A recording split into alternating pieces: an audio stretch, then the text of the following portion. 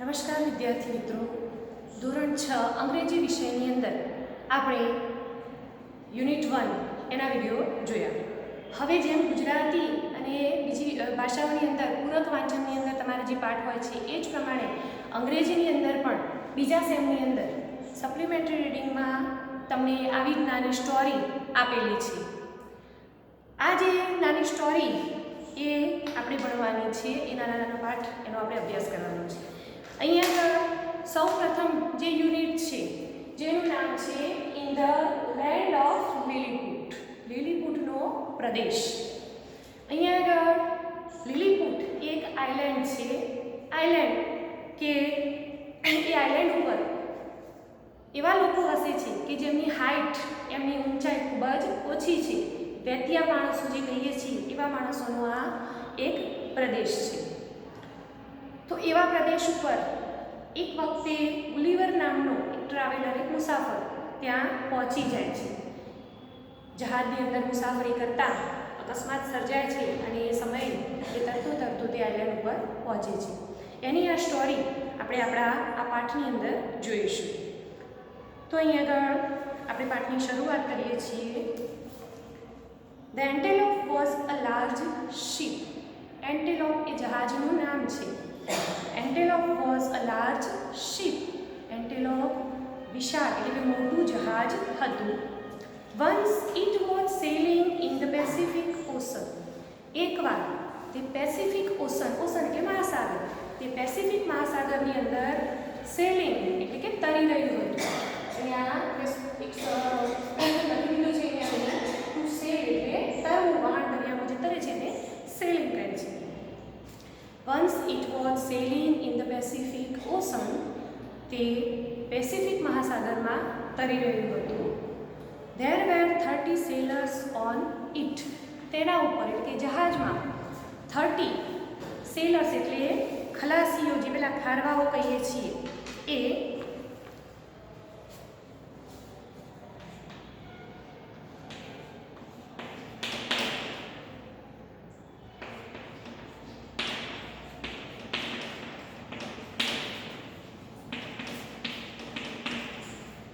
દરિયાની અંદર, જહાજની અંદર મુસાફરી કરવાવાળા જે લોકો, કામ કરવાવાળા જે લોકો, જેમને સેલર અંગ્રેજીમાં કહે છે, ગુજરાતીમાં આપણે કહીએ છીએ ખારવા.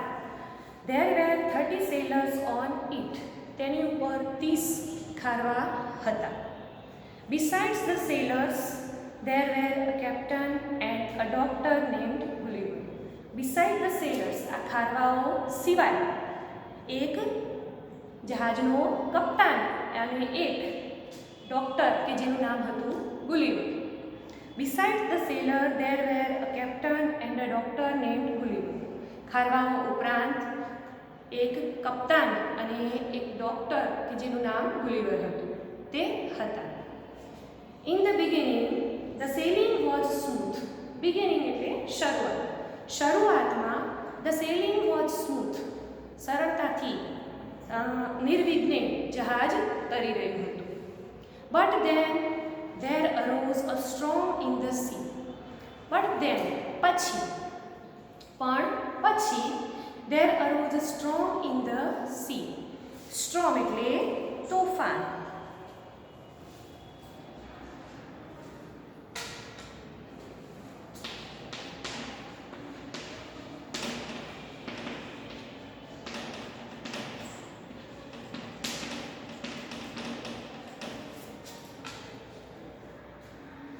પણ પછી there arose a storm in the sea. પણ પછી દરિયામાં તોફાન થયું. There was strong wind and heavy rain. ભારે પવન અને તોફાની પવન અને ભારે વરસાદ હતો. Sailing became difficult. Sailing એટલે આપણે જોયું આગળ કે તરવું. became difficult મુશ્કેલ. તો તરવાનું મુશ્કેલ બન્યું એટલે કે જહાજનું આગળ દરિયામાં જવાનું મુશ્કેલ બન્યું. The ship began to drift. To drift એટલે તણાવ.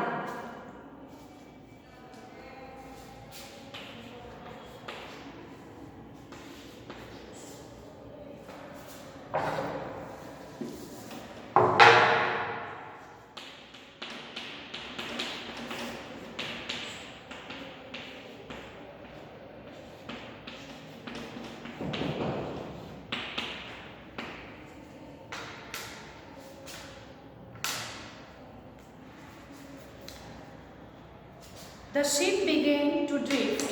જહાજ તણાવવાનું શરૂ થયું. Then suddenly it hit against a rock and broke to pieces. Then પછી suddenly એટલે કે અચાનક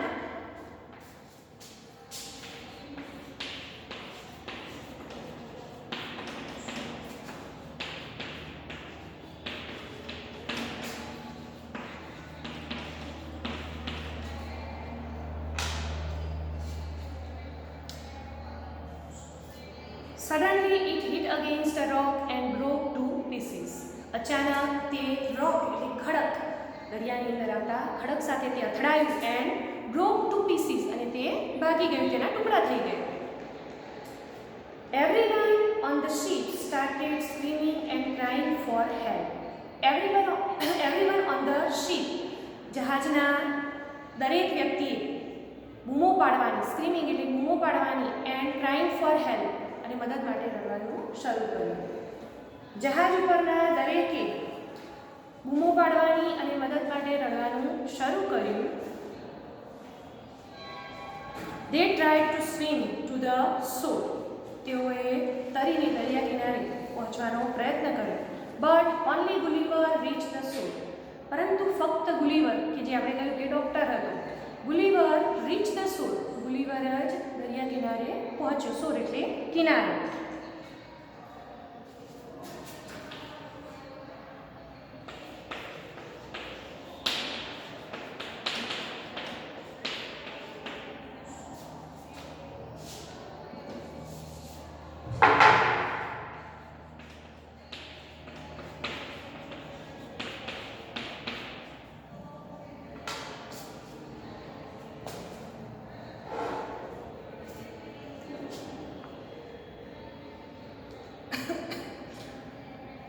It was the shore of an island. તે આઇલેન્ડ એટલે કે ટાપુનો કિનારો હતો. The name of the island was Lilliput. અને તે આઇલેન્ડનું એટલે કે તે ટાપુનું નામ હતું લિલીપુટ. Gulliver walked some distance but he was very tired.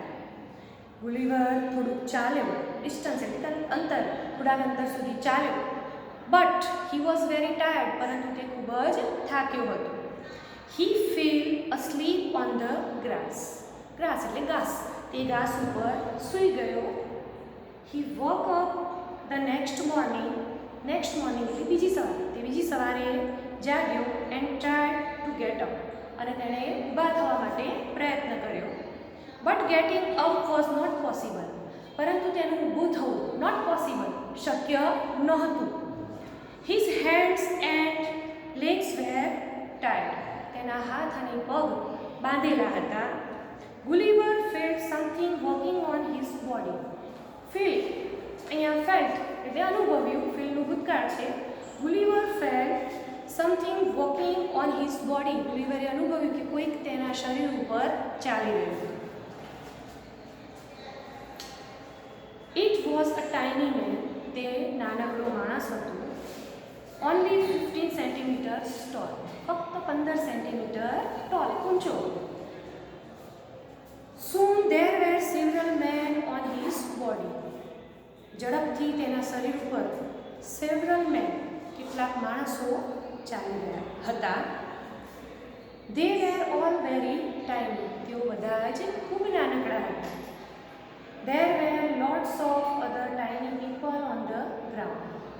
Ground એટલે જમીન ઉપર, મેદાન ઉપર પણ ઘણા બધા નાનકડા માણસો હતા. Some had bows and arrows in their hands. કેટલાકના હાથમાં bows એટલે કે કામઠું અને arrow એટલે તીર. તેઓના હાથમાં તીર કામઠા હતા.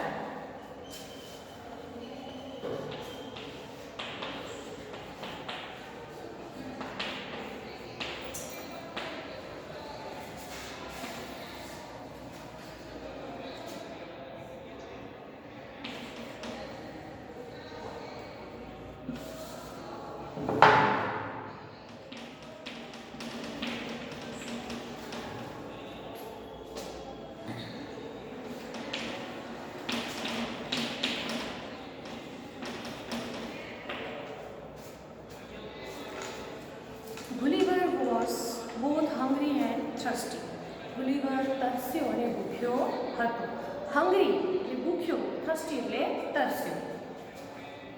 He can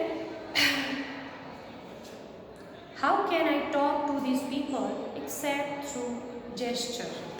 અહીંયા gesture એ શબ્દ તમારા માટે નવો છે ખાસ.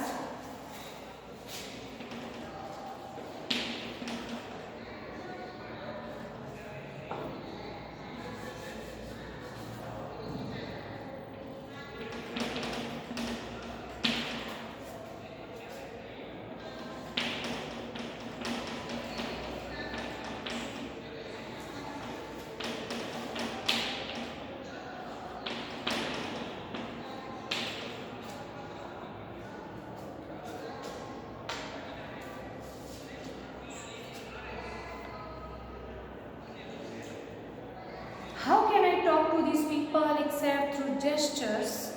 હું આ લોકો સાથે ઈશારા વગર કઈ રીતે વાત કરી શકું? He thought, તેણે વિચાર્યું. So he made signs for eating and drinking. તેથી તેણે ખાવા માટેની અને પીવા માટેની સંજ્ઞાઓ એટલે કે ઈશારાઓ કરે. Luckily, the tiny people understood his signs and brought small basket of food. Luckily એટલે કે સદનસીબે, સદભાગ્યે નાનકડા માણસો તેનો ઈશારો સમજી ગયા અને નાની ટોપલીઓ ભરી અને ખાવાનું લઈ આવ્યા. They also brought tiny barrels of water. Barrels એટલે પીપ.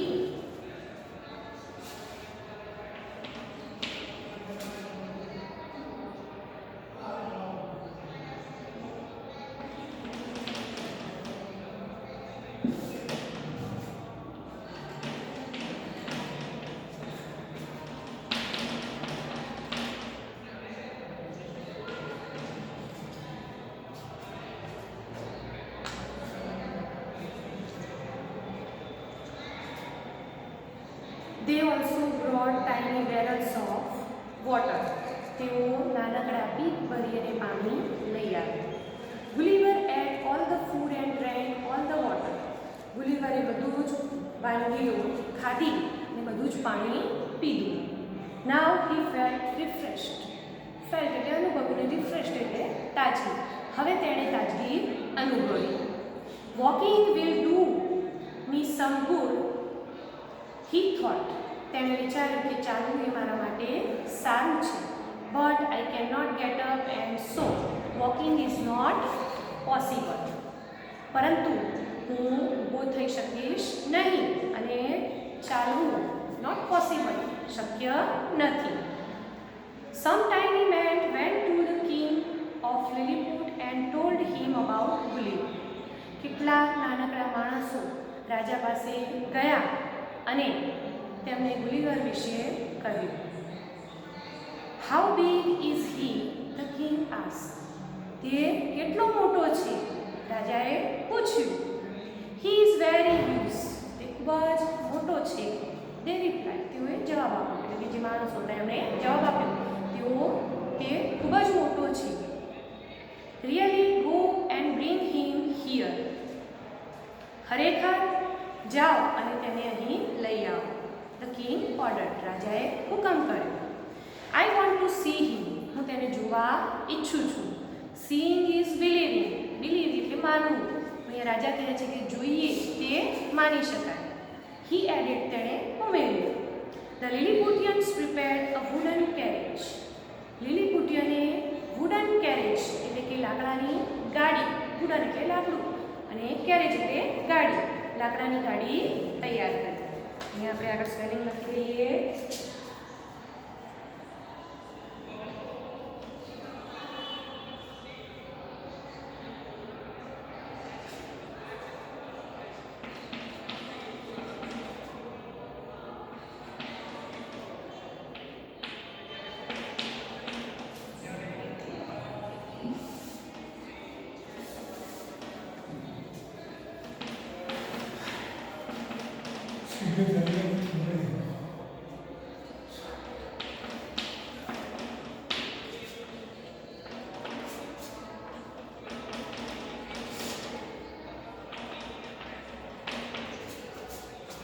બીજું સ્પેલિંગ છે wooden.